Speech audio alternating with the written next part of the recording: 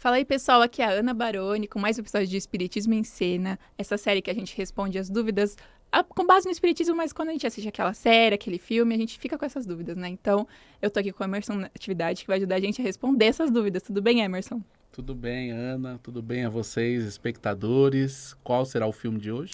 Hoje a gente vai falar sobre o filme Esticando a Festa. Bom, já imaginou ter uma noite incrível com seus amigos e de repente tudo acaba de forma terrível e constrangedora? Na divertida e emocionante comédia Esticando a Festa, uma noite entre amigos acaba levando Cassie ao desencarne. A história do filme começa quando, após a sua morte, ela descobre que deixou algumas questões mal resolvidas e tem a oportunidade de voltar à Terra e finalizar esses assuntos.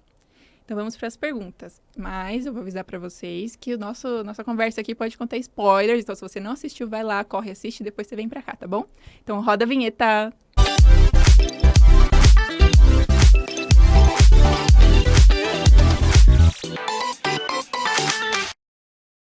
Bom, Emerson, vamos para nossa primeira pergunta, então. No filme, após a sua morte, a Cassie é recebida pela Val, que é a sua anjo da guarda, na sala de espera pessoal desse anjo da guarda, onde ela descobre sobre a sua morte e ela assiste a cena de como tudo aconteceu. Na vida real é assim que acontece? Conta pra gente a visão espírita desse momento. Bom, Ana, é importante a gente entender que quando a gente desencarna, leva um tempo para a gente perceber quando a gente morreu, né? Então a gente fica meio atônico se procurando, né? E a gente acaba transitando no local onde tudo aconteceu, ou no local onde a gente tem aqueles espíritos afins, a família e tudo mais, até perceber que não tem mais o corpo físico, né? E isso leva um tempinho, né? É Uhum. claro que a gente começa a recobrar a consciência do outro lado quando a gente tem um menor apego aos bens materiais. Então isso faz todo o sentido. A partir do momento que a gente começa a perceber que morreu, que alguma coisa aconteceu, vem naturalmente o ocorrido, ou seja, como isso aconteceu, né? E se isso foi provocado, se foi um assassinato, se foi um acidente, né? E aí, a partir daí, por exemplo, se é um assassinato, né? Quem nos assassinou, né? E aí vai ter várias sensações, vários sentimentos que podem levar à questão de perdoar ou não, e aí tornar-se uma raiva, um ódio. E muitas das vezes, Ana, é aí que acontecem as obsessões. Hum. Então, obsessões, subjugações, o que é subjugação? É uma obsessão um pouco mais forte, que a gente costuma dizer, né? Um pouco mais enérgica, né?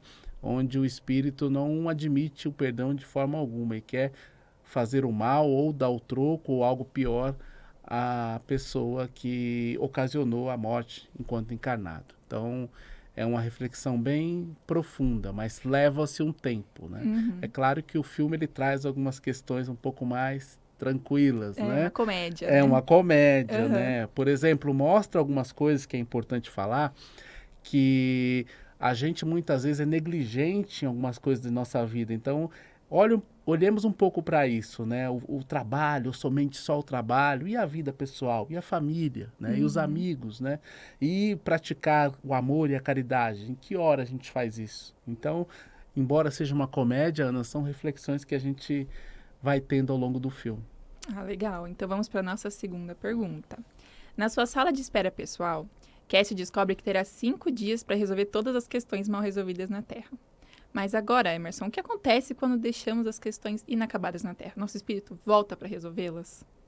Bom, Ana, o filme, de uma forma figurada, poética, né, coloca essa situação, né, onde imagine nós recobrando todo o macro, ou seja, toda a nossa consciência, nós sabemos quais são os problemas e voltamos para resolvê-los, né? Na verdade, isso não acontece, né? Segundo o Espiritismo, na verdade, nós temos as nossas tarefas e missões ao encarnar, né? E à medida que nós vamos desenvolvendo o processo encarnatório, né, a gente vai vivendo, nascendo, crescendo, adolescência, maioridade, a gente está teoricamente mais próximo das nossas tarefas e missões a serem resolvidas. Se nós não fazemos isso, voltaremos com certeza a uma próxima oportunidade, ou seja, num outro corpo, uma outra encarnação, para resolver essas questões. Agora, é claro, dependendo da gravidade do que foi, que a gente foi... Porque, na verdade, Ana, tem as encarnações compulsórias. O que as encarnações compulsórias são? Quando os espíritos são obrigados a encarnar, porque tem muitos débitos. Agora, muitas das vezes, nós encarnados aqui, encarnantes, nós escolhemos as nossas missões, né? E muitas vezes nós não cumprimos. Então, vamos voltar para cumprir aquela missão. E aí, é claro, dependendo do apego à matéria, nós podemos passar um pouco mais no umbral, nas zonas umbralinas ou não.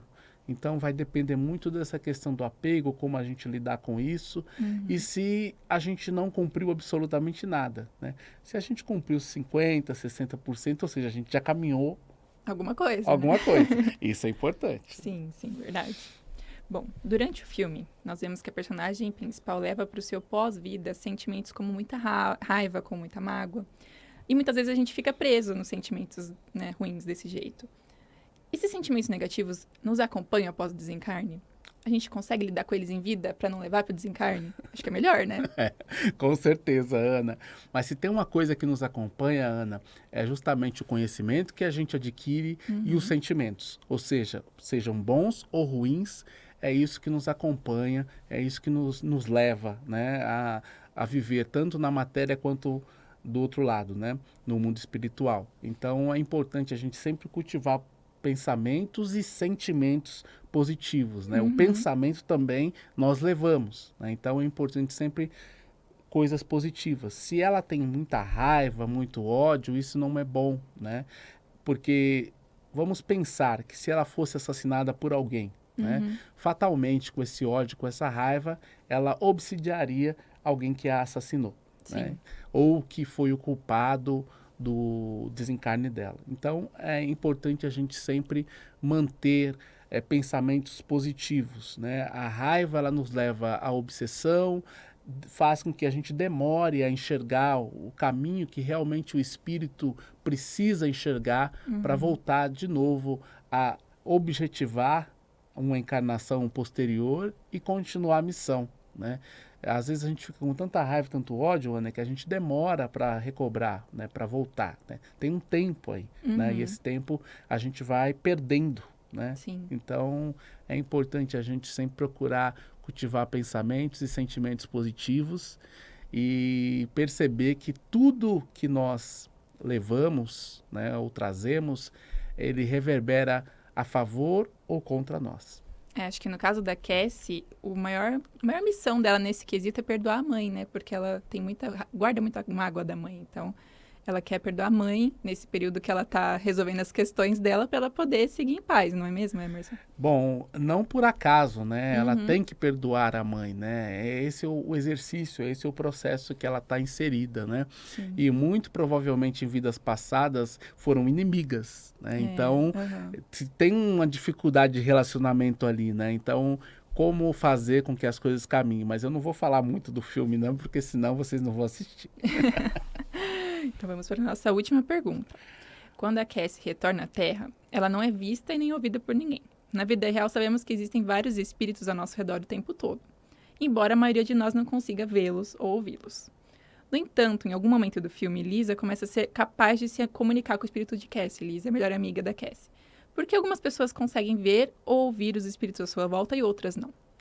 Bom, Ana, isso tem muito a ver com a mediunidade e a paranormalidade das pessoas, né? Que está ali dentro do processo de uma sensibilidade, né? Muitas vezes nós temos como missão desenvolver a mediunidade, trabalhar com ela, ou lidar com o que a gente chama de paranormalidade, que na verdade são questões que nós mesmos dominamos, né? Nós é que promovemos o evento, ao contrário da mediunidade, que é quando a gente percebe o espírito, né? Então, muitas vezes nós somos convidados a isso. E quando a pessoa não percebe isso, é porque ela não tem, embora todos sejam médios, né? Ela não ainda despertou para a mediunidade. Então, ela ainda não percebe, de uma certa forma, aquilo também pode atrapalhar a missão dela, né? Por questões de medo, né? Então, é importante a gente sempre perceber isso. Se a mediunidade está ali para ser trabalhada, né, a gente tem que olhar para aquilo e estudar, ver como vai fazer. Se não tá, ainda tem outras coisas para fazer, outras coisas para se preocupar, né? Sim. A gente também vê no filme uma cena que acho que um cachorrinho acaba vendo a Cassie. Acontece isso? Os animais têm mais facilidade para ver os espíritos? Eles veem? Sim, sim. A mediunidade animal, ela é muito latente, principalmente entre os felinos, né, os gatos, né? É muito, muito forte. Os cães também têm uma mediunidade muito forte, os lobos, né? Então, os animais, eles têm vários tipos de mediunidades, né? Mas cada uma, né, reflete, né? Teria várias histórias aqui para contar para vocês sobre animais que percebem as coisas, né? Principalmente o gato, né? O gato é um grande escudo, né? Principalmente em questões de trabalhos espirituais, né? De demandas que muitas vezes são mandadas para aquela pessoa daquele lar, né? O gato, ele sempre se torna um escudo, né? Porque geralmente ele que vê, ele que percebe primeiramente, né? Então, tem várias histórias aí. Quem sabe um dia eu conto para vocês. Olha aí. Fica a dica. Então, vamos para nossa rodada relâmpago, então? Eu vou fazer algumas perguntas e você me responde com uma frase ou com uma palavra, o que vier primeiro na sua cabeça. Pode ser? Pode ser. Então tá. Qual o seu personagem preferido do filme? Val. A Val, gente. Também gostei muito dela. O que você achou do final do filme? Olha, achei o final do filme bem interessante, né? Acho que traz muitas reflexões ali, né? Embora seja uma comédia que tem algumas questões dentro da questão do espiritismo Sim. que são poéticas, né? Traz algumas reflexões bem interessantes. Assistam. Qual lição de vida você tirou do filme? Olha, a lição de vida que eu tirei do filme é que a gente não deve negligenciar a nossa vida, né? A nossa vida, ela tem várias etapas, né? Tem a família, tem o relacionamento amoroso, tem as amizades, tem o trabalho, né? Que faz parte da nossa tarefa, do nosso ofício, né? O trabalho material, além, é claro, do trabalho espiritual, que é o trabalho de caridade ao próximo. Então, são etapas que nós temos na nossa vida. E nós temos que olhar para todas elas, né? Se uma não caminha bem, a gente tem que olhar e tentar resolver. Não camuflar e dizer, olha, não, vou ficar aqui, tá bom. Né? Importante. Uma nota de 0 a 10 pro filme. 7,5. 7,5. Então vamos lá. Mais uma pergunta. Conhece algum outro filme nesse estilo para indicar? Olha, esse filme me lembrou muito uma outra comédia, uma comédia brasileira. Só que tem uma outra conotação que eu acho que faz um pouco mais sentido, ou tem um pouco mais de proximidade com o espiritismo, que é o Alto da Compadecida. Eu amo esse filme. Eu também amo. Esse filme eu assisti, eu acho que mais de 50 vezes. E sempre dou risada. Sempre, sempre. Então, por exemplo, a questão da morte, né? É como se ele tivesse um transe, um estado de coma, e ele volta ali, né? Passa no plano espiritual, fala lá com Maria, fala com Jesus, aquela coisa toda. E aí ele volta, né, para consertar algumas coisas, né? Dentro de um coma ou um transe como ele teve, né, que a gente pode colocar assim, é possível, né? Sim. É diferente da forma como a comédia que a gente está falando nos reporta. Mas traz outros ensinamentos. Com o mesmo gostinho. Com o mesmo gostinho. Então tá, pessoal. Nós terminamos aqui o nosso episódio do Espiritismo em Cena. Não se esqueçam que tem mais episódios, né, no portal mundomaior.com.br. Você pode acompanhar todos eles por lá e acompanhar os episódios que forem saindo também. Se você tiver alguma sugestão, alguma dúvida, algum comentário, pode deixar nos comentários, pode deixar nas nossas redes sociais, que a gente vai ler tudo. Então, fique atento para o próximo episódio. Obrigada, Emerson, pela sua participação. Estou à disposição, Ana, de vocês. Tchau, galera.